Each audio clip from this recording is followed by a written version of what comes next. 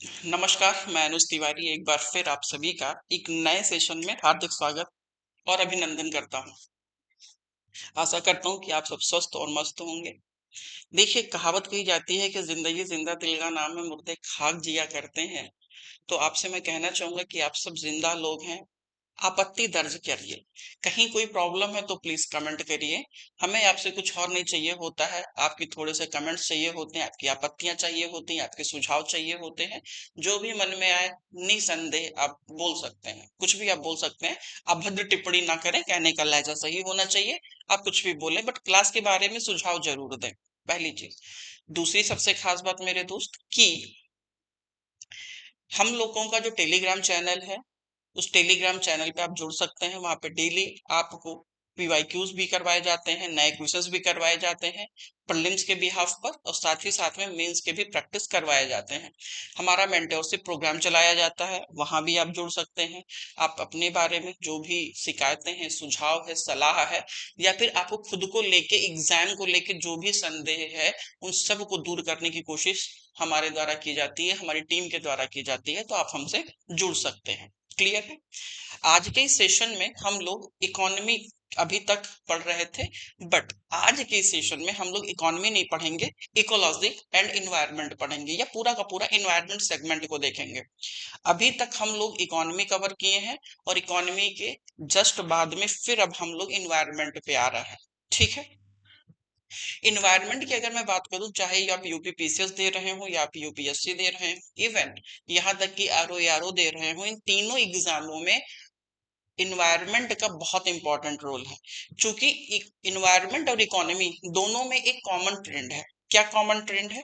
तो मेरे दोस्त, अगर मैं बात करूं इकोनॉमी की एंड इन्वायरमेंट की, ठीक, इसमें कॉमन क्या है कि ये सब के सब करंट बेस्ड और स्टैटिक बेस्ड है। ठीक है? करंट और स्टैटिक बेस्ड है। मतलब यहां से कुछ प्रश्न आपको करंट के मिलेंगे और कुछ प्रश्न आपको स्टैटिक मिलेंगे, दोनों आपको मिलेंगे। ठीक है?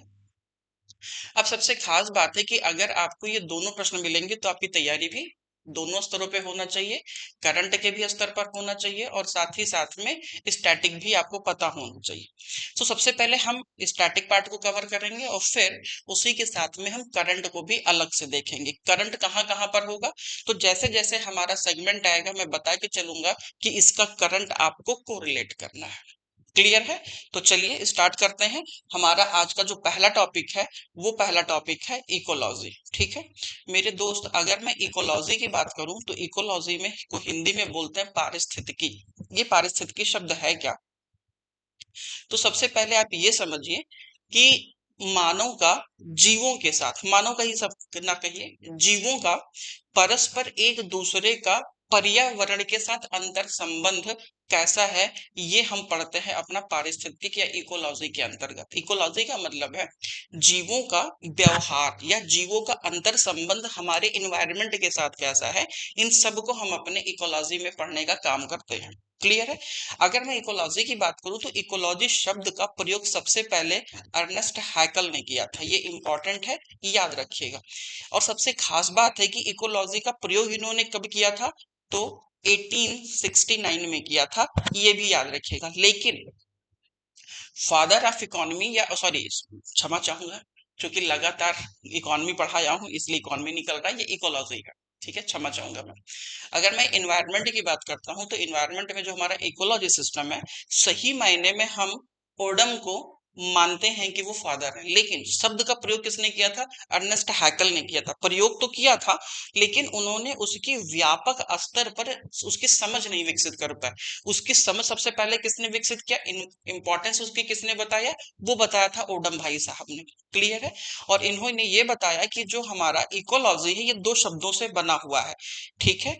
जिसका इन्होंने जो प्रयोग किया था वो इकोलॉजी का प्रयोग ऐसे इकोलॉजी में नहीं किया था, उन्होंने किया था ओकोलॉजी। ओकोलॉजी का मतलब है ओकेएस, ओकेएस का मतलब होता है आवास, और लॉजिस का मतलब होता है अध्ययन। ये चूंकि एक लैटिन वर्ड है, और लैटिन वर्ड होने के कारण इसका एक अलग अलग मतलब निकलता है। मैं भी आपको ब्रीफ भी कर दूंगा। ठीक है? साथ ही में ओडम ने पारिस्थितिकी की प्रकृति को बताया कि संरचना और ये उनकी प्रक्रिया का अध्ययन करता है कॉमन तौर पर। क्लियर है? ये कैसे अध्ययन करते हैं? कॉमन तौर पर ये अध्ययन करते हैं। अब सबसे खास बात है कि अगर मैं इकोलॉजी की बात करता हूं तो इसमें अलग अलग लोगों ने क्या क्या बताया है। तो सबसे पहले एक जो हमारे वैज्ञानिक हैं, पर्यावरणीय विविधता है, उन्होंने का नाम है अर्नेस्ट हैकल। और अर्नेस्ट हैकल ने सबसे पहले इकोलॉजी शब्द का प्रयोग किया था। One of the most important fact, ecology शब्द का प्रयोग किसने किया था? अर्नेस्ट हैकल ने किया था। और वहीं पे अगर मैं ओडम की बात करूं तो ओडम को modern father of modern ecology कहा जाता है, मतलब इन्हें पितामह माना जाता है इकोलॉजी का, क्योंकि इन्होंने इस शब्द की व्यापकता को समझा था, इसके महत्व को समझा था और उसे बताने का काम किया था। उसी की बात करूं अगर मैं अलेक्जेंडर वन हम्बोल्ट की, तो इन्हें फादर ऑफ इकोलॉजी के नाम से जाना जाता है। और रामदेव मिश्रा का संबंध किससे है? वो भारत में है। अगर भारत में मैं इकोलॉजी का फादर मानता हूं तो किसको मानता हूं? रामदेव मिश्रा जी को। ये मैं नहीं मानता हूं, हमारे यहाँ माना जाता है। क्लियर? तो अब आप मोटा मोटा समझिए, पारिस्थितिक तंत्र क्या है, इकोसिस्टम क्या है, वो अलग है, और इकोलॉजी वो अलग है। इकोलॉजी जीव और पर्यावरण के बीच के अंतर संबंधों को बताने का काम करता है। पहली चीज, अर्नेस्ट हैकल ने इकोलॉजी शब्द का प्रयोग किया था, लेकिन उसका महत्व, उसकी व्यापकता को ओडम भैया ने बताने का काम किया था। ये विश्व स्तर पर है। लेकिन अगर हम अपने भारत में किसको मानते हैं? रामदेव मिश्रा जी को फादर ऑफ इकोलॉजी मानते हैं। बस इतनी सी कहानी है। अगर वहीं पे मैं इकोलॉजी का एक संगठन की बात करूं तो इसमें सबका समुदाय आता है, जिसमें आपके जीवमंडल आते हैं, इसके बाद में समष्टि, समुदाय, परितंत्र, बायोम और जैवमंडल, इन सब का संगठन आपका इकोलॉजी कहलाता है, पारिस्थितिकी कहलाता है। मतलब पारिस्थितिकी की एक जटिल शब्द है, इकोलॉजी एक जटिल तंत्र है, और उस तंत्र में सारे तंत्रों का एक जाल बुना हुआ है, जिसमें हमारा बायोस्फीयर आता है, बायोम आता है, इकोसिस्टम आता है, कम्युनिटीज आती हैं, पॉपुलेशन आता है, डिफरेंट डिफरेंट इंडिविजुअल ऑर्गन्स आते हैं। क्लियर हो गया? अब अगर मैं बात करता हूं कि इनमें उनका श्रेणीबद्ध क्रम कैसा है, तो ओवरऑल ये उनका श्रेणीबद्ध क्रम है जो मैंने आपको बताया है। सबसे पहले हमारे जीव आते हैं, फिर समष्टि आती है, फिर सम कम्युनिटी, यानी एक तरीके से अगर आप थोड़ा सा यहाँ देखेंगे तो पॉपुलेशन है, उसके बाद में फिर कम्युनिटी है, इकोसिस्टम है, बायोम है और जैवमंडल है। क्लियर हो गया?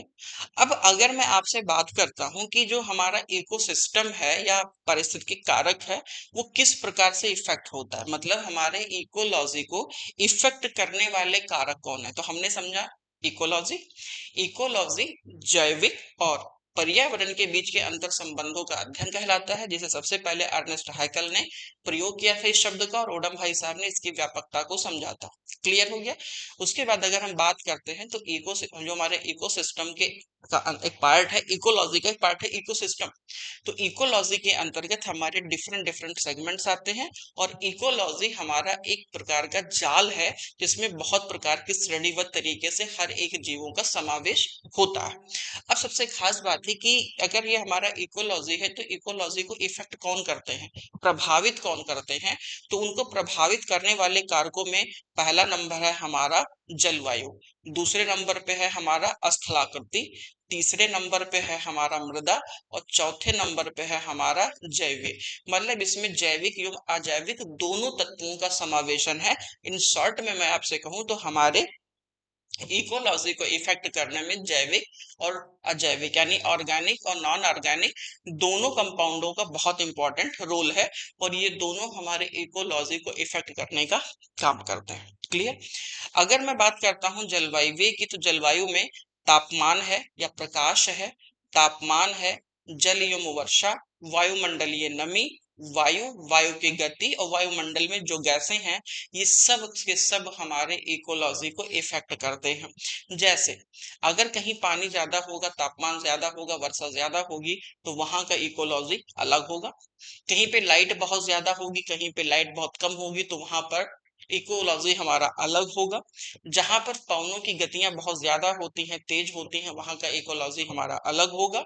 तो ये सब हमारे इकोलॉजी को अलग अलग इफेक्ट करते हैं। क्लियर है। अगर मैं स्थलाकृतियों की बात करूं तो स्थलाकृतियों में भी स्थलाकृतियों में चेंजिंग की वजह से हमारे इकोलॉजी में चेंजिंग्स आता है। एग्जाम्पल के तौर पे मान लीजिए कि सेम लैटिट्यूड पे सेम अक्षांश पे दो शहर हैं। एक शहर है एग्जाम्पल तौर पे दिल्ली, और दूसरा शहर एग्जाम्पल के तौर पे गुवाहाटी। ठीक है, एक ही अक्षांश में मैं मान लेता हूँ एग्जाम्पल तौर पे। लेकिन गुवाहाटी का तापमान और दिल्ली का तापमान या दिल्ली के इन्वायरमेंट में, दोनों में जमीन आसमान का डिफरेंस होगा। क्यों? क्योंकि दिल्ली ऊंचाई में कम नीचे है और गुवाहाटी ऊंचाई में ऊपर है। क्यों? क्योंकि वहां का इन्वायरमेंट अलग है। तो स्थलाकृतियों की असमान वितरण हमारे इकोलॉजी को इफेक्ट करता है। आपको पता होगा कि सरफेस से जैसे जैसे हम ऊपर जाते हैं तापमान में बढ़ोतरी होती है, और सबसे खास बात है कि पहले वो बढ़ता है फिर वो घटता भी है। मतलब हमें नीचों पे नीचे तो गर्मियां लगेंगी, लेकिन अगर हम पहाड़ों पर जाएंगे तो हमें वहां पर थोड़ा सा ठंड का एहसास होगा, और अगर धूप होगी तो धूप का एहसास भी बहुत ज्यादा होगा। तो मोर और लेस देन स्थलाकृतियां प्रभावित करती हैं, जिसमें आपका ऊंचाई है, ढलान है, ढलान की मात्रा है, ढलान की दिशा है, और उसके बाद में वो सरफेस कितना ज्यादा ओपन है या क्लोज है। ये दोनों कहीं ना कहीं हमारे इकोलॉजी को इफेक्ट करने का काम करते हैं। इतना क्लियर हो गया। अब अगर मैं मृदा की बात करूं तो मृदा भी हमारे इकोलॉजी को इफेक्ट करते हैं। खनिज पदार्थ है, कार्बनिक पदार्थ, मृदा पदार्थ, मृदा वायु या मृदा जल, मृदा जीव, मृदा अपक्रिया, ये सब के सब हमारे इकोलॉजी को प्रभावित करते हैं। जैविक में सूक्ष्म जीव है, बैक्टीरिया, कवक, शैवाल, चरने वाले पशु, ये सब के सब इफेक्ट करते हैं। परजीवी, सहजीवी, मृत्युजीवी, अधिपादक, कीटभक्षी पौधे, ये सब इफेक्ट करते हैं। तो अगर आपसे ये पूछा जाता है कि निम्नलिखित में से कौन से तत्व हमारे इकोलॉजी को इफेक्ट करते हैं, तो सब के सब हमारे इकोलॉजी को इफेक्ट करते हैं। यहां तक क्लियर? क्लियर है? ठीक। अब अगर यहां तक क्लियर होगा तो जाहिर सी बात है कि अब हम अपने अगले टॉपिक पे आते हैं।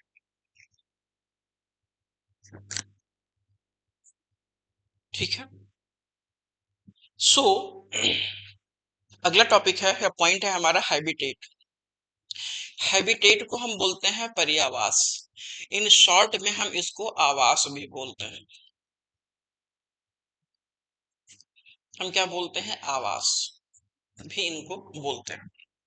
देखिए, इन्वायरमेंट में हैबिटेट शब्द का प्रयोग किया जाता है किसी भी जैविक समुदायों के आवास के लिए। आपको पता होगा हर एक जैविक समुदाय का अपना एक आवास क्षेत्र होता है, और अगर उसके आवास क्षेत्र को हम प्रभावित कर दें तो उस जीव पर संकट आ जाता है। जैसे मान के चलिए कि जंगल में बहुत से पशु पक्षी ऐसे हैं जिनकी निर्भरता किस पर होती है?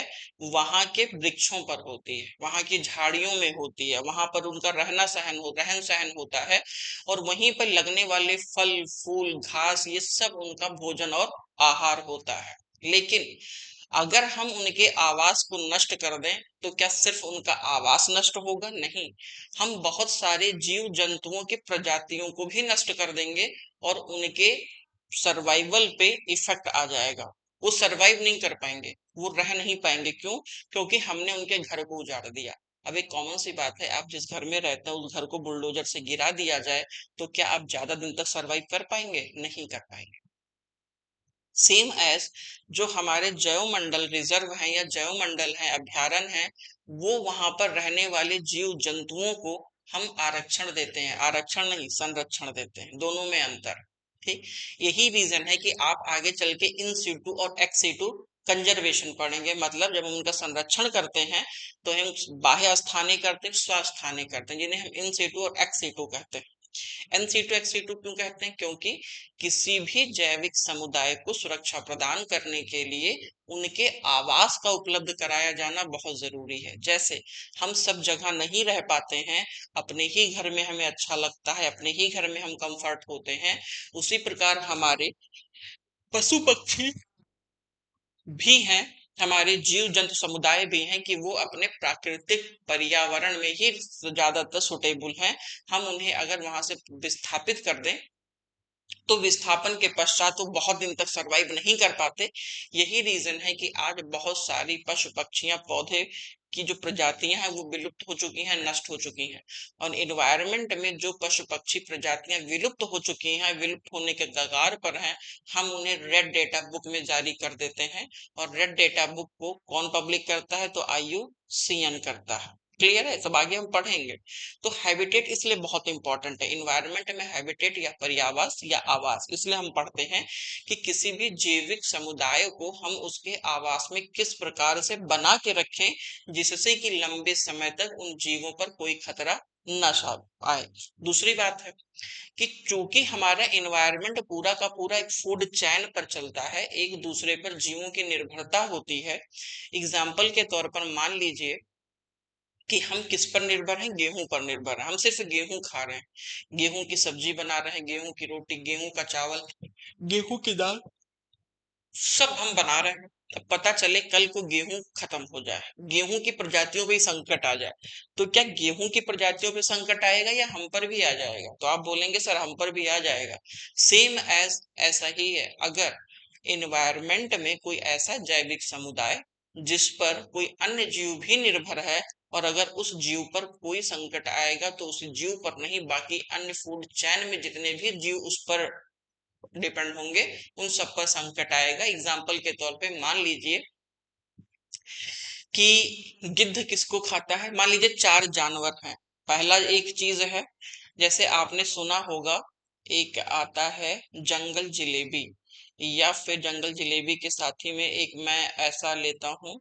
अच्छा, मैं लिख देता हूँ जंगल जिलेबी। कमेंट करिएगा कि आप जंगल जिलेबी जानते हैं कि नहीं जानते। जंगल जिलेबी, ठीक है। मान लीजिए एक ही फल है, वो है जंगल जलेबी। ये कौन खाता है?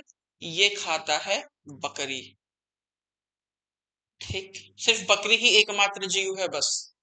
बकरियों को कौन खाता है? बकरियों को खाता है शेर। सिर्फ एक ही जानवर है, शेर। और शेर को कौन खाता है? तो शेर को खाते हैं गिद्ध।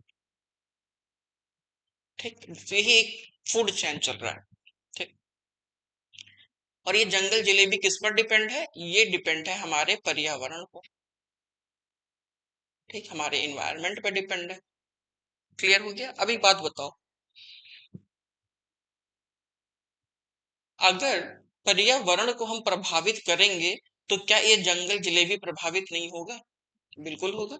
और अगर ये जंगल जिलेबी प्रभावित होगा तो जाहिर सी बात है ये बकरी भी प्रभावित होगी, क्योंकि अब इसके लिए खाने को कुछ बचा नहीं। जंगल जिलेबी के साथ ही में एक फल का और आपने नाम सुना होगा, कंदमूल। ठीक, मान के चलो ये बकरी कंदमूल भी खा रही थी। अब जंगल जिलेबी और कंदमूल खा रही थी और कंदमूल पे आ गया संकट, तो क्या बकरी सरवाइव कर पाएगी? नहीं, क्योंकि उसके पास तो खाने के लिए कुछ है ही नहीं, तो बकरियों की प्रजातियां खत्म हो जाएंगी। अब बकरियों की प्रजातियां जब खत्म होंगी तो क्या शेर बच पाएगा? शेर भी खत्म हो जाएगा। क्यों? क्योंकि शेर किस पे जिंदा था? बकरियों पे। और शेर भी धीरे धीरे मर जाएंगे। और जब शेर धीरे धीरे मर जाएंगे तो गिद्ध मर जाएंगे। क्यों? क्योंकि ये क्या खाते थे? शेर को खाते थे। मतलब ये पूरा का पूरा एक फूड चैन बना हुआ था। तो हमारी कोशिश क्या है? हम इसको ना संरक्षण करें, हम इनको संरक्षण कर लें। हम जंगल जलेबी और कंदमूल को संरक्षण कर लें। इनके जो मूल आवास हैं उनको हम संरक्षण कर लें, जहां पर इनका उत्पादन होता है या इनका उत्पादन होता रहता है। ये पूरे इन्वायरमेंट में चलता है। ठीक है, तो अगर मैं आवास की बात करूं तो एक ऐसा क्षेत्र जहां कोई विशेष जीव प्राकृतिक रूप से रहता है, वह उसका आवास कहलाता है। क्लियर? जैसे शेर का आवास जंगल, मछली का आवास पानी, मानव की मतलब मानव का फीता कृमि का आवास, ये पता नहीं क्या है, आई डोंट नो, मुझे नहीं पता है ये चीजें, ये वाला मुझे थोड़ा सा डाउट है। बट ये दोनों मुझे पता है। ठीक है, इसीलिए जो हमारा पर्यावास है या आवास का संरचना घटक क्या है? खाद है, आश्रय है और जल है। और ये सब किससे कोरिलेट करते हैं? लोकेशन से कोरिलेट करते हैं। जैसा वहां के लिए सर्वाइवल लोकेशन होगा उसी के अकॉर्डिंग वो सरवाइव करेंगे। अब अगर मैं आवास के प्रकारों की बात करूं तो आवास के प्रकार मुख्यतः तीन प्रकार के होंगे। जीव तीन तरीके से रह सकता है, या तो जीव जल में रहेगा, या तो जीव स्थल में रहेगा, या तो जीव कैसा रहेगा? आकाश में उड़ेगा। बट रहेगा तो जमीन में ही, हमेशा तो आकाश में रहेगा नहीं। तो दो तरीके से जीव देखने को हमें मिलते हैं।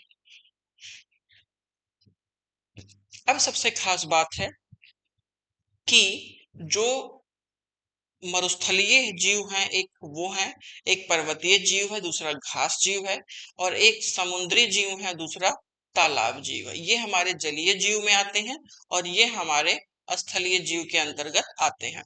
अब अगर मैं पर्यावास की बात करूं तो स्थलीय पर्यावासों में हम डिफरेंट डिफरेंट सेगमेंट्स देखते हैं कि जहां पर अलग अलग इन्वायरमेंट होगा वहीं पर अलग अलग प्रकार के जीव होंगे।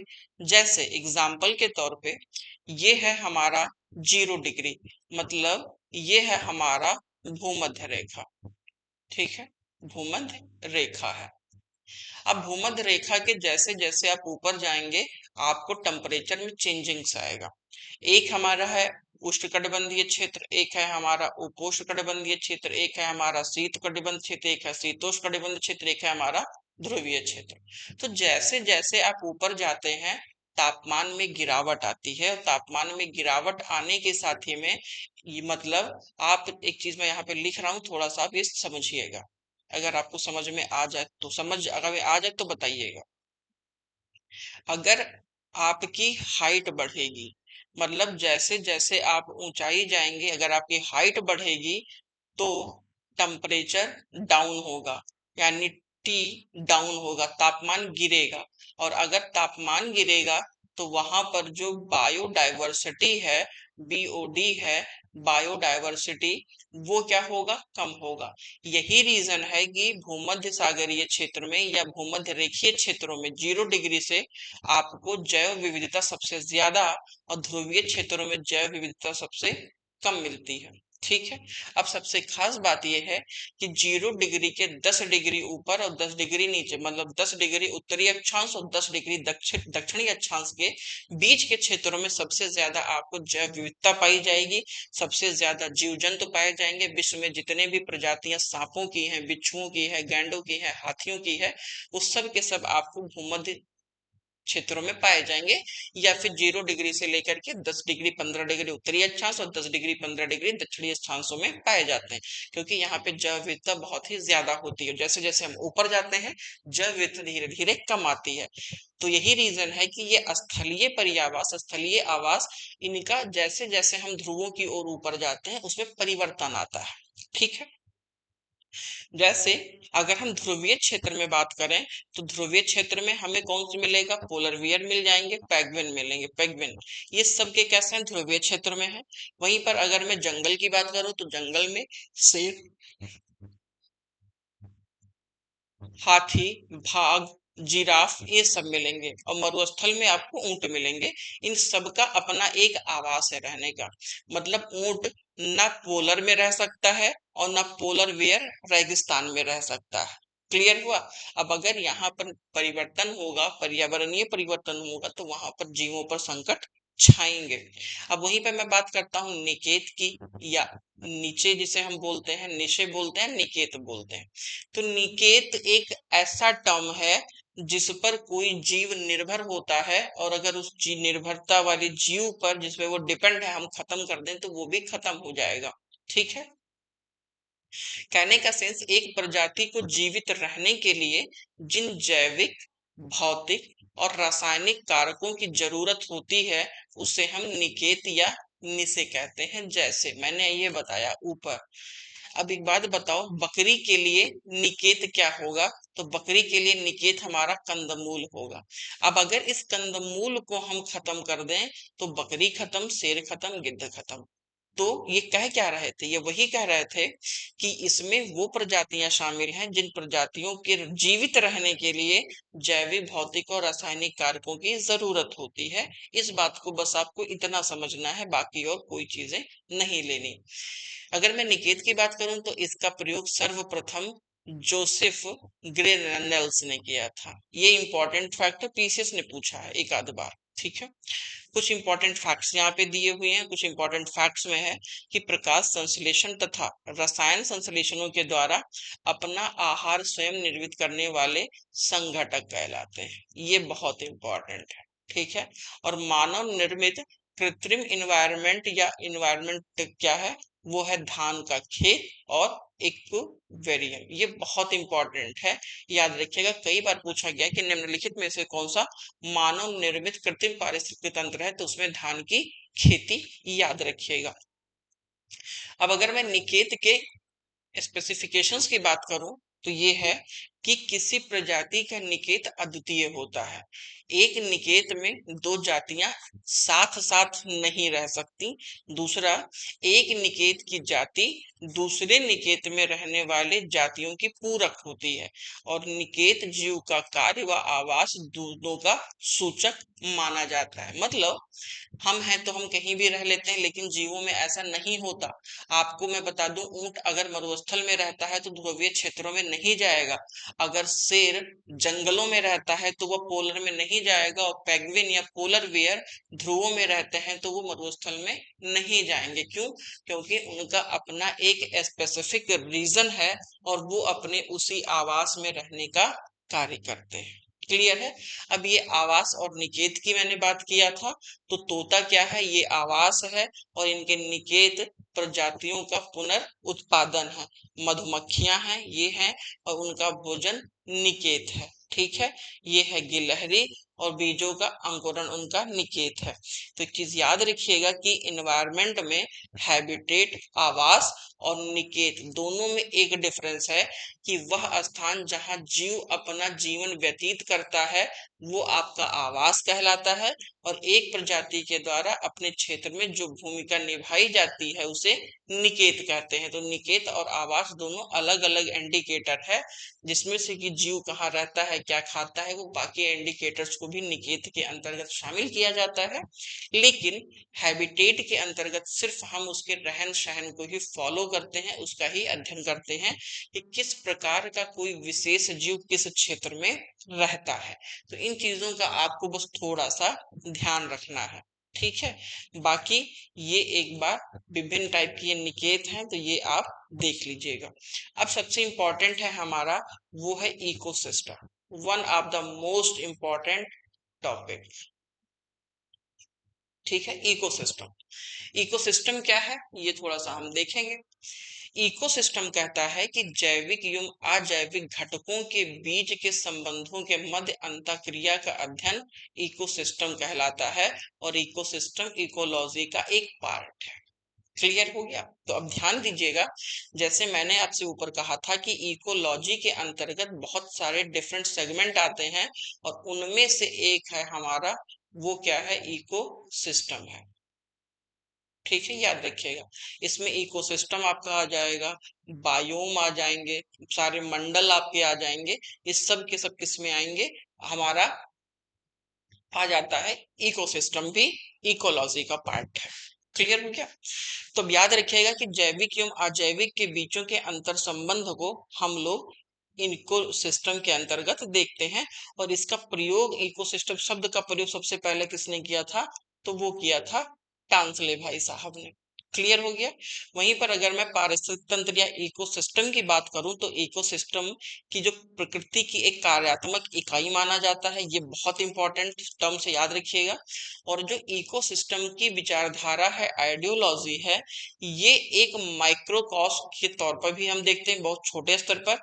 स्टेफन फोर्ब्स ने इस विचारधारा को प्रस्तुत किया था। वहीं पर कार्ल मोवियस ने बायोसिनोसिस को बताने की कोशिश की थी, और सबसे खास बात ये भी बताया है कि जो पृथ्वी है सबसे विशाल पारिस्थितिक तंत्र का एक उदाहरण है। मतलब पूरी की पूरी जो हमारी पृथ्वी है वो एक स्पेशल इकोसिस्टम है, क्योंकि यहाँ पर कई प्रकार के हमें जैविक एवं अजैविक घटकों के बीच अंतर संबंधों को दिखाया जाता है या हम लोग देखते हैं। वृक्ष की पत्ता, जड़, तना, पत्तियां, शाखाएं, ये सब अति लघु पारिस्थितिक तंत्र का एक उदाहरण है। ठीक है? वहीं पर अगर हम इकोसिस्टम की संकल्पना का अगर बृहद स्तर देखें तो उस बृहद स्तर में हमें जनसंख्या मिलेगा, जल भंडारण मिलेगा, जलवायु परिवर्तन है, आर्थिक नियोजन है, प्रदूषण है, वन्य जीव प्रबंधन है, उद्योग है और कृषि है। इन सारे चीजों को हम लोग अपने इकोसिस्टम के अंतर्गत देखते हैं। अब इकोसिस्टम में सबसे इंपॉर्टेंट है कि जब हमने आपसे कहा कि जैविक एवं अजैविक घटकों का अंतर संबंध होता है, तो उसमें से कुछ हमारे जैविक हैं और कुछ हमारे अजैविक हैं। तो उन जैविक एवं अजैविक घटकों के बीच में जो ऊर्जा का प्रवाह होता है वो कैसे होता है, ये याद रखिएगा। तो पहली चीज, ऊर्जा का प्रवाह इकोसिस्टम में एक दिशीय होता है, मतलब ये एक दिशा में होता है, याद रखिएगा।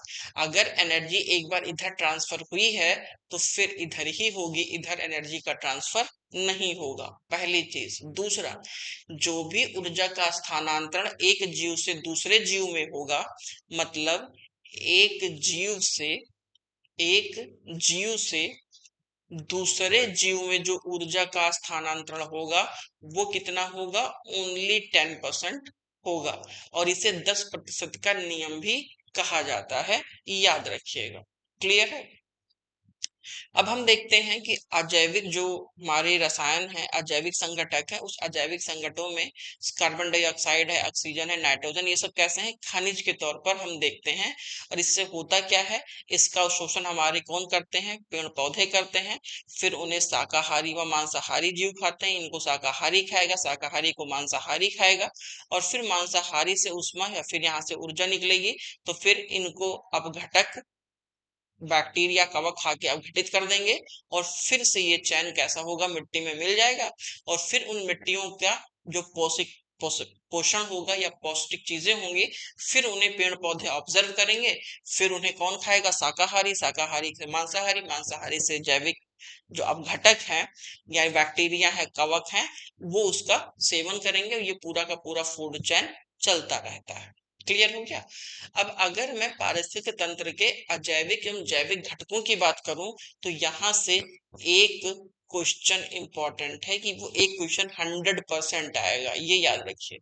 जैविक एवं अजैविक घटकों से एक प्रश्न आएगा, चाहे वो आपका यूपीपीसीएस में आए, चाहे वो आपका आरओ में आए, चाहे वो आपका यूपीएससी में आए। इन तीनों एग्जामों में मिलाकर के एक प्रश्न आपको जैविक एवं अजैविक घटक से देखने को मिलेंगे। अब अगर मैं इकोसिस्टम के घटक की बात करता हूं, तो इसके अंतर्गत अजैविक और जैविक, ये दो प्रकार के हमें घटक देखने को मिलते हैं। जैविक घटक हम उन्हें कहते हैं जिनमें जीवन होता है, जैसे हरे पेड़ पौधे तो उनमें जीवन है, साथ ही में जीव जंतु तो उनमें जीवन है, सूक्ष्म जीव तो उनमें जीवन है। तो जैविक वो हैं जिनके अंदर जीवन है, और अजैविक वो हैं जिनके अंदर जीवन नहीं है। जैसे मैं याद करने के लिए बता रहा हूं, अगर आप भौतिक कारकों को देखेंगे तो प्रकाश, वायुमंडल, तापमान, आर्द्रता, स्थलाकृति, वायु, क्या इनमें से किसी में जीवन है, नहीं है। अकार्बनिक में जल, मृदा, गैसेस, खनिज, चट्टान, तत्व, क्या इनमें जीवन है, नहीं, इनमें भी जीवन नहीं है। अगर मैं कार्बनिक घटक की बात करूं, तो carbohydrate, protein, humus, lipid, fat, क्या इनमें से किसी में जीवन है, तो नहीं। तो यही रीजन है कि अजैविक घटकों में जीवन नहीं होता, वहीं पर जैविक घटकों में जीवन होता है। तो जिन तत्वों में जीवन है और जिन तत्वों में जीवन नहीं है, उनके बीच की अंतःक्रिया ही हमारा इकोसिस्टम कहलाता है। क्लियर हो गया। अब सबसे खास बात, कुछ इंपॉर्टेंट चीजें हैं कि किसी प्रजाति विशेष के पौधों एवं जीवों का अन्य जीवधारियों के रहने के स्थान को हम लोग हैबिटेट, आवास बोलते हैं। पारिस्थितिक तंत्र में प्रत्येक पोषण स्तर से आगे बढ़ने पर ऊर्जा की मात्रा कम होती है, जिसे हम 10% रूल पे भी समझने की कोशिश किए थे। अब अगर मैं थोड़ा सा जैविक घटकों की बात करता हूँ कि जैविक घटक में कौन कौन एलिमेंट्स हमारे शामिल हैं, तो उसमें एक है आपका स्वापोषी, जिसे हम उत्पादक भी कहते हैं। एक है हमारे उपभोक्ता, और दूसरा है हमारे अपघटक, या जिसे हम अपरदहारी भी बोलते हैं, या जो तोड़ने का काम करते हैं। अपघटक वो होते हैं जो एक तरीके से जटिल खाद्य तंत्रों को तोड़ने का काम करते हैं, जिसके बाद उनका इन्वायरमेंट में वो इन्वॉल्व हो सके, या इन्वायरमेंट में उनका कंपोजिशन हो सके, वो मिल सके। क्लियर। अब अगर मैं स्वपोषी की बात करूं या उत्पादकता की बात करूं, तो जितने प्राथमिक उत्पादक हैं वो सब के सब किस में आते हैं, शाकाहारी में आते हैं। जो शाकाहारी हैं वो सब के सब प्राथमिक उत्पादकता माने जाते हैं, जिनकी डिपेंडेंसी सिर्फ और सिर्फ इन्वायरमेंट पर होती है, किसी अन्य चीजों पर नहीं होती। शाकाहारी वे जीव जंतु कहलाते हैं जो प्रकृति के द्वारा उत्पादित किए गए वस्तुओं का आहार करते हैं। अब आप ये कहेंगे कि प्रकृति ने तो बकरी को बनाया, हिरन को बनाया, तो अगर क्या हम उनका आहार करें तो क्या वो प्राथमिक उत्पादकता है? तो नहीं मेरे दोस्त, वो प्राथमिक उत्पादकता नहीं है। इन शॉर्ट में कहा जाता है कि प्राथमिक उत्पादकता शाकाहारी होते हैं, जिनकी सीधी इंडिपेंडेंसी किस पे होती है, सॉरी डिपेंडेंसी होती है साग सब्जियों पर। जैसे हमारी गाय है, हिरन है, चूहा है, इस सब के सब हमारे कैसे प्राथमिक उत्पादकता है। और फिर इनके डिपेंड होते हैं द्वितीय उदाहरण उपभोक्ता। उपभोक्ता के ऊपर कौन डिपेंड होता है, सबसे ऊपर हमारे अपघटनकारी होते हैं, जैसे कि शेर बाघ है, शेर बाघ बाज। इसके बाद में फिर अपघटक भी आते हैं जिसमें कुछ बैक्टीरिया है, फंगस है, ये लोग अपघटक के तौर पर काम करते हैं। ठीक है। वहीं पर अगर मैं बात करूं तो एक दो वर्ड हम लोग देखते हैं, एक हम देखते हैं डिकम्पोजर, ठीक है, और एक हम देखते हैं अपदहारी। तो ये क्या होते हैं, ये मृत कार्बनिक जीव जंतुओं को भोजन के रूप में ग्रहण करते हैं। वहीं पर जो अपघटक होते हैं ये ऐसे जीव हैं जो मृत कार्बनिक पदार्थों को तोड़ते हैं। ठीक, याद रखिएगा, बहुत इंपॉर्टेंट है। जो डिकम्पोजर होते हैं, अपघटक होते हैं, वो सिर्फ तोड़ने का काम करते हैं। मैंने आपसे कहा था कि ये जटिल कार्बनिक पदार्थों को तोड़ने का काम करते हैं, जिससे उसका उपभोग इन्वायरमेंट के द्वारा किया जा सके, या जो हमारे प्राकृतिक पर डिपेंड है पेड़ पौधे, उनसे उनके द्वारा उनका पोषण किया जा सके। क्लियर। इसके बाद में अगर हम देखेंगे उदाहरण के तौर पर, तो जैसे केचुआ है, गिद्ध है, कुत्ता है, केकड़ा है, चींटियां हैं, ये सब के सब क्या है, इस सब के सब मेरे दोस्त अपरदहारी हैं। वहीं पर अगर आप देखेंगे अब घटक के तौर पर, तो जो हमारे बैक्टीरिया हैं, ठीक, बैक्टीरिया और कवक, ये हमारे कठोर या जटिल कार्बनिक तंत्रों को तोड़ने का काम करते हैं, और फिर बाद में एंजाइम की सहायता से उन्हें पचाया जाता है। अब अगर मैं जैविक अपघटकों की बात करूं, तो इसमें हमारे जो पेड़ पौधे हैं वो है प्राथमिक उपभोक्ता, द्वितीयक उपभोक्ता और तृतीयक उपभोक्ता। इन तीनों को अपघटन करने के लिए कौन जिम्मेदार होता है, बैक्टीरिया और कवक जिम्मेदार होते हैं। इन चीजों को थोड़ा सा ध्यान रखिएगा। अब यहाँ से हमारा आता है जैव मंडल। तो अगर मैं मंडलों की बात करूं तो एक हमारा जैव मंडल है, और सबसे बृहद मंडल कौन सा है, जैव मंडल है। क्या है, ये सबसे बृहद है। और सबसे बृहद इसलिए है क्योंकि जितने भी मंडल हैं उन सब मंडलों को जब हम मिला देते हैं तो हमारा बनता है जैव मंडल। ठीक, इस जैव मंडल के अंतर्गत हमारा वायुमंडल शामिल है, हमारा जल मंडल शामिल है, हमारा स्थल मंडल शामिल है। इन तीनों का कंपोजिशन हमारा किसके अंदर शामिल होता है, जैव मंडल के अंतर्गत शामिल होता है। क्लियर। तो जैव मंडल कौन होते हैं, तो जैव मंडल वो जीवन होता है या वो क्षेत्र होता है जहां पर स्थल मंडल, जल मंडल और वायुमंडल, ये तीनों के जो गुण पाए जाते हैं वो हमारा जैव मंडल कहलाता है। अब अगर मैं समुद्र की बात करूं या जल मंडल की बात करूं, तो पृथ्वी में जल मंडल सबसे विशाल परितंत्र है, याद रखिएगा, सबसे विशाल है जैव मंडल, और जैव मंडल के अंदर सबसे विशाल है वो है जल मंडल। क्यों, क्योंकि पृथ्वी के जल मंडल का भाग कितना है, 97% भाग है, और इसमें सर्वाधिक क्या है, सोडियम क्लोराइड है, NaCl है।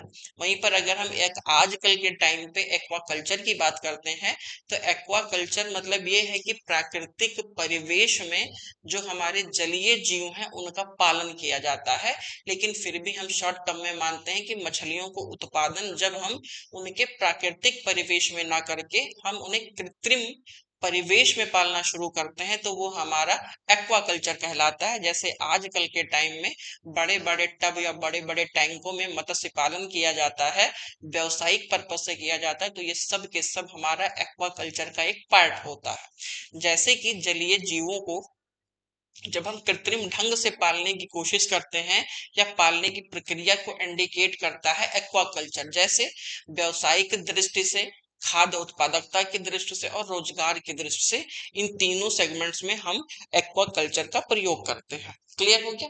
अब वहीं पर मेरे दोस्त, अगर मैं थोड़ा सा पारिस्थितिक तंत्र के प्रकार की बात करता हूं, यहां से हमारा स्टार्ट होता है पारिस्थितिक तंत्र। ठीक। अब एक सबसे खास बात है, एक सेकंड में पानी पी लो।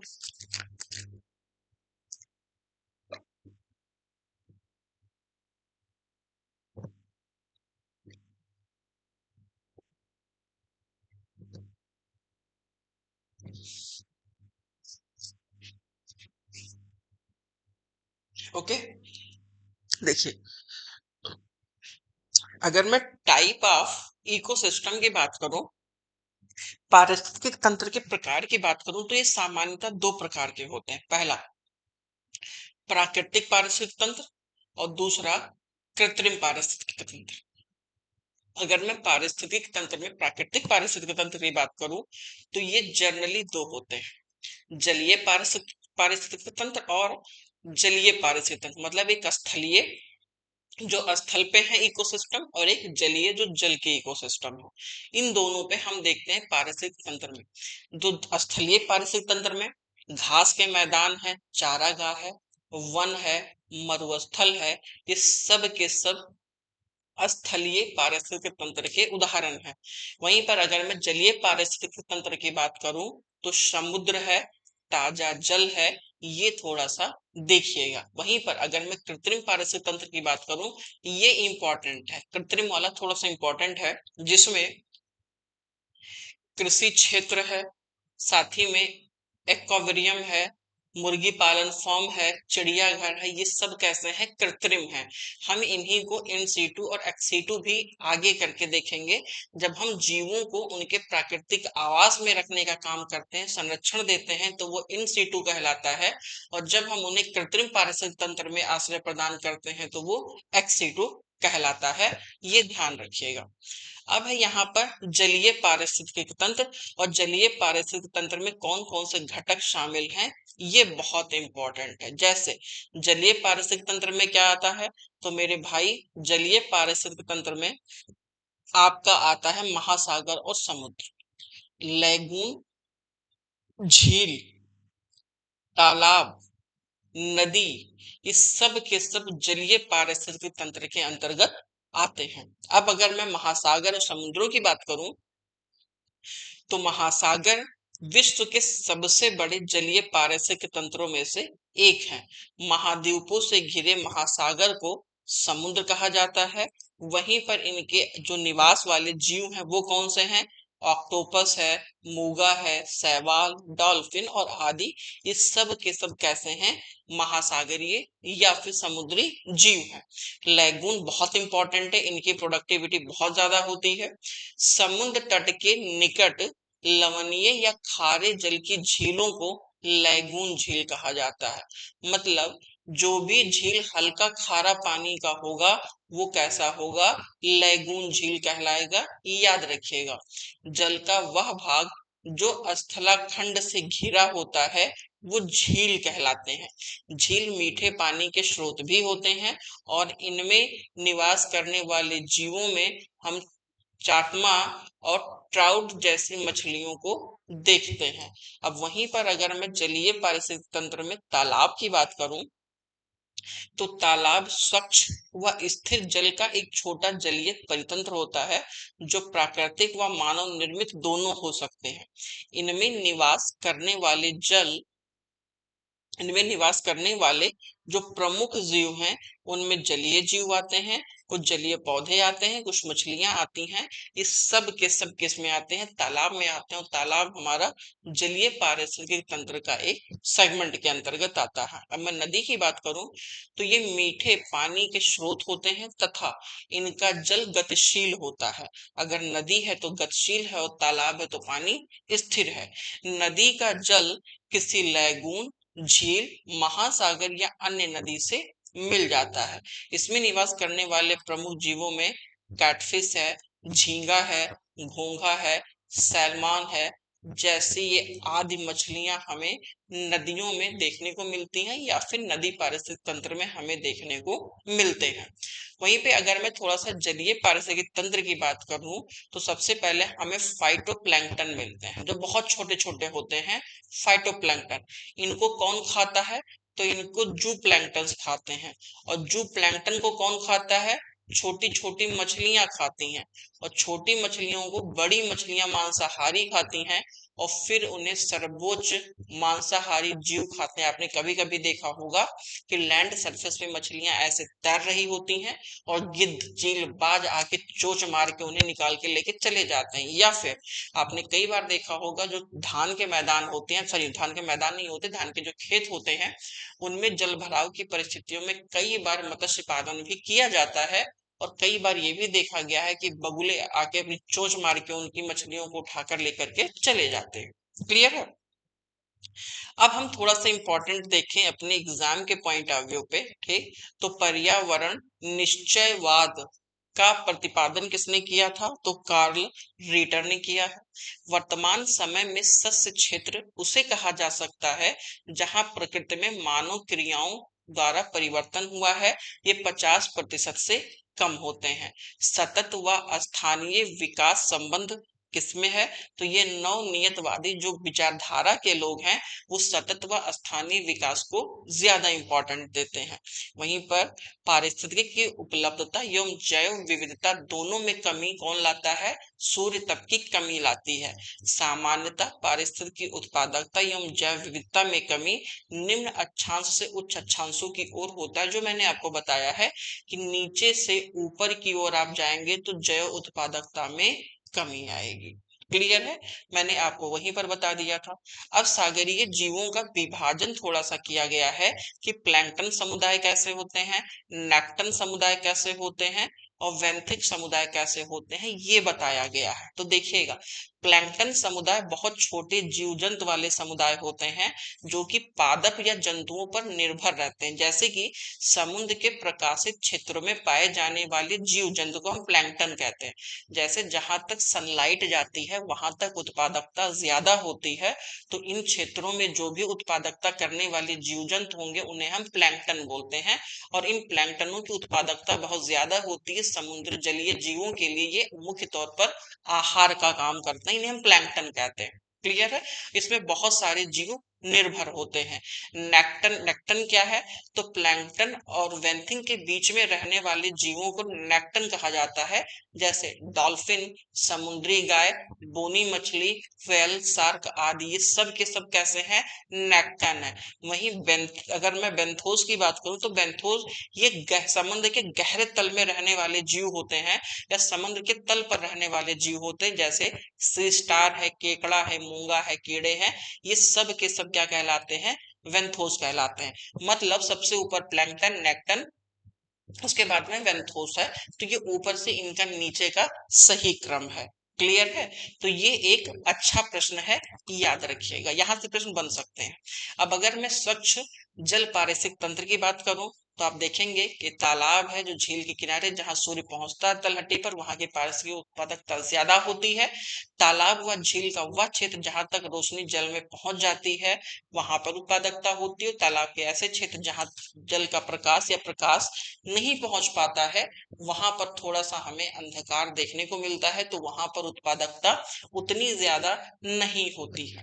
तो ऐसा आप देखेंगे कि जहां पर सनलाइट्स होंगे वहां पर उत्पादकता ज्यादा होगी और जहां पर सनलाइट्स नहीं होंगे वहां पर उत्पादकता कम होगी। इस बात का आपको थोड़ा सा ध्यान रखना चाहिए। अब सबसे खास बात मेरे दोस्त ये है कि उत्पादकता किस पे डिपेंड करती है? तो उत्पादकता डिपेंड करती है कि सनलाइट कैसा है, प्रकाश कैसा है। अगर प्रकाश अच्छा होगा तो जाहिर सी बात है कि वहां की उत्पादकता बेहतर होगी। और अगर प्रकाश वहां पर नहीं होगी तो वहां पर उत्पादकता कम होगी। क्लियर है? अब अगर मैं तालाब परितंत्र की बात करता हूं तो तालाब परितंत्र में जड़युक्त वनस्पतियां भी पाई जाती हैं। छोटे छोटे जो जैविक या जीवाणु कवक हैं वो पाए जाते हैं जो अपघटक का काम करते हैं। जंतु प्लैंकटन तो होते ही होते हैं, काकटल भी होते हैं, कुछ मांसाहारी उपभोक्ताएं भी होती हैं, जो बड़े उपभोक्ता हैं वो होते हैं। तलछट में मछलियां भी होती हैं, नीचे बेसमेंट पे भी कुछ होती हैं, और सबसे नीचे हमें प्राथमिक उत्पादकता या शाकाहारी जीव देखने को मिलता है। ठीक है। अब सबसे मोस्ट बात यह है कि पारिस्थितिक तंत्र की उत्पादकता क्या है, ये इंपॉर्टेंट, मतलब जो हमारा इकोसिस्टम है उसकी प्रोडक्टिविटी क्या है। तो ये कहा जाता है कि किसी क्षेत्र में प्रति समय इकाई जैविक पदार्थों में वृद्धि, ये हमारा इकोसिस्टम का प्रोडक्टिविटी या उत्पादकता कहलाती है। वहीं पर अगर मैं प्राकृतिक परितंत्र की बात करता हूं तो प्राकृतिक परितंत्र में मोर और लेस देन सबकी निर्भरता सूर्य के प्रकाश पर होती है। क्लियर है। वहीं पर सौर विकिरण एवं सौर सहायकों जैसे अन्य विकल्प हैं उन पर भी कुछ निर्भरताएं होती हैं। लेकिन एक बात याद रखिएगा कि इन्वायरमेंट में सबसे ज्यादा डिपेंडेंसी किसकी होती है, सन की। सूर्य के प्रकाश की उपस्थिति में ही प्रकाश संश्लेषण होता है, प्रकाश संश्लेषण के परिणाम स्वरूप जो हमारे प्राथमिक उत्पादकता है वो भोजन का निर्माण करती है। यही सबसे बड़ा रीजन है कि जहां प्रकाश ज्यादा होती है वहां पर प्रोडक्शन ज्यादा होता है, और भूमध्य रेखीय क्षेत्रों में प्रकाश लगभग वर्ष भर समान रूप से बना रहता है, और वहां पर उत्पादकता ज्यादा होती, वहां पर जीव जंतु ज्यादा होते हैं। ये मेन रीजन है। क्लियर है। अब हमारा आता है मानव निर्मित परितंत्र। तो मानव निर्मित परितंत्र में सौर ऊर्जा पर जो हम निर्भर हैं, जैसे कि हमारा खेत है, तालाब है, एक्वाकल्चर है। वहीं जो जीवाश्म ईंधनों पर है, नगरीय व औद्योगिक परितंत्र है। क्लियर है। वहीं पर अगर मैं पारिस्थितिक तंत्र की सीमाओं की मैं बात करूं तो व्यवस्था है, विनियमन है, समर्थन है, सांस्कृतिक है, संरक्षण है। ये बहुत इंपॉर्टेंट नहीं है हमारे लिए, हमारे लिए बस थोड़ा इंपॉर्टेंट है ये वाला। सूर्य ऊर्जा का मूलभूत स्रोत है जो हमारे पारिस्थितिक तंत्र की ऊर्जा आवश्यकताओं की पूर्ति करता है। One of the most important fact, पृथ्वी पर आने वाली सौर ऊर्जा का लगभग 30% भाग वायुमंडल तंत्र से परिवर्तित होता है। वहीं बची हुई 70% ऊर्जा वायुमंडल में अवशोषित हो जाती है। साथ ही में इसमें से 19% ऊर्जा वायुमंडल में तथा बाकी पृथ्वी की सतह से अवशोषित होती है। क्लियर है। इन चीजों को आप थोड़ा सा ध्यान रखिएगा। और सबसे इंपॉर्टेंट चीजें हैं कि हमारा जो इकोसिस्टम है उसके डिसबैलेंस का क्या रीजन है। तो इसमें मूल कारण है वन उन्मूलन। हम ज्यादा से ज्यादा वनों की कटाई कर रहे हैं जिसकी वजह से हमारा एनवायरनमेंट डिसबैलेंस हो रहा है, जिसमें छोटे छोटे कारणों में मरुस्थलीकरण है, वर्षा की परिवर्तनीयता है, बाढ़ है, आकलन है, अकाल है। ये सब निर्भर है वन उन्मूलन से। अगर हमारे वन लगे होंगे तो मरुस्थलीकरण नहीं होगा, टाइम पे वर्षा होगी, और अगर पानी बहुत ज्यादा होगा तो जो वन की लकड़ियां हैं, जंगल हैं, वो जंगल उन सारे पेड़ पानियों को भी थोड़ा सा सक करने का काम करेंगे, अवरोध का काम करेंगे, तो बाढ़ की समस्या नहीं होगी। और अगर टाइम पे वर्षा होगा, मरुस्थलीकरण नहीं होगा, बाढ़ को मैनेज कर लेंगे, तो हमारा अकाल नहीं पड़ेगा, उत्पादन बेहतर होगा। क्लियर है। अब अगर मैं बात करता हूं इकोसिस्टम की विशेषताओं को लेकर के, तो हम इसको देखेंगे अपने नेक्स्ट क्लास में। क्लियर है। तो यहां तक हम लोगों ने अपने टॉपिक को कवर किया है, और सबसे खास बात है कि हम धीरे धीरे टॉपिक को 3 या 4 लेक्चर में कवर कर लेंगे, इससे ज्यादा नहीं लगेगा। अभी हम लोग स्टार्टिंग में है, तो मान के चलिए कि 10-12 टॉपिक, मतलब भी हमारे टॉपिक्स होंगे। 2 टॉपिक्स हमारे हो गए हैं, 6-7 टॉपिक हमारे और बचे होंगे। चलिए मिलते हैं कल, तब तक के लिए थैंक यू सो मच। जय हिंद।